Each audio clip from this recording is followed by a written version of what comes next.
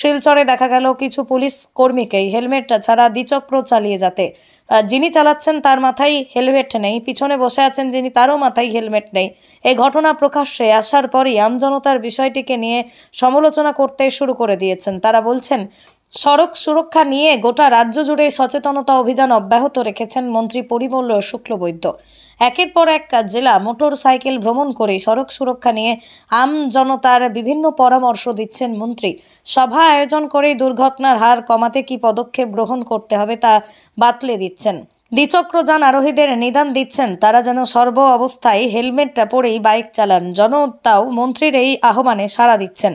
কিন্তু রাজ্যের পরিবহন মন্ত্রী পরিমল শুক্লবৈদ্য একদিকে যখন সড়ক সুরক্ষায় দৃষ্টান্তমূলক একটা উদাহরণ স্থাপন করার কাজ অব্যাহত রেখেছেন, যে পুলিশের কাজই যখন অন্যকে আইন মেনে চলার পরামর্শ দেওয়া, সেখানেই তারা নিজেরাই কিভাবে আইন অমান্য করতে পারছেন।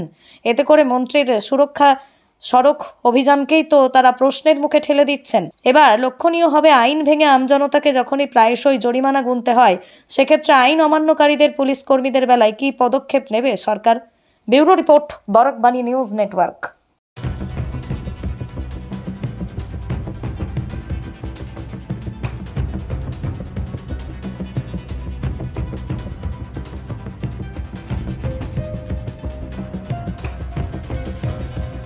শিলচরে দেখা গেল কিছু পুলিশ কর্মীকেই হেলমেট ছাড়া দ্বিচক্র চালিয়ে যেতে। যিনি চালাচ্ছেন তার মাথায় হেলমেট নেই, পিছনে বসে আছেন যিনি তারও মাথায় হেলমেট নেই। এই ঘটনা প্রকাশ্যে আসার পরই আমজনতার বিষয়টিকে নিয়ে সমালোচনা করতে শুরু করে দিয়েছেন। তারা বলছেন, সড়ক সুরক্ষা নিয়ে গোটা রাজ্য জুড়ে সচেতনতা অভিযান অব্যাহত রেখেছেন মন্ত্রী পরিমল শুক্লবৈদ্য।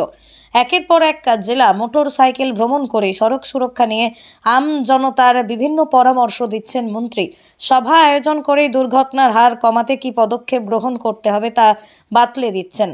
দ্বিচক্রযান আরোহীদের নিদান দিচ্ছেন তারা যেন সর্ব অবস্থায় হেলমেট পরেই বাইক চালান। জনতাও মন্ত্রীর এই আহ্বানে সাড়া দিচ্ছেন।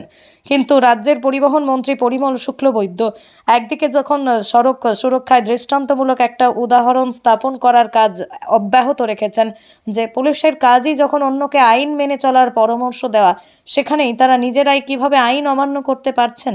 এতে করে মন্ত্রীর সুরক্ষা সড়ক অভিযানকেই তো তারা প্রশ্নের মুখে ঠেলে দিচ্ছেন। এবার লক্ষণীয় হবে, আইন ভেঙে আমজনতাকে যখনই প্রায়শই জরিমানা গুনতে হয়, সেক্ষেত্রে আইন অমান্যকারীদের পুলিশ কর্মীদের বেলায় কী পদক্ষেপ নেবে সরকার। Bureau report, Barakbani news network.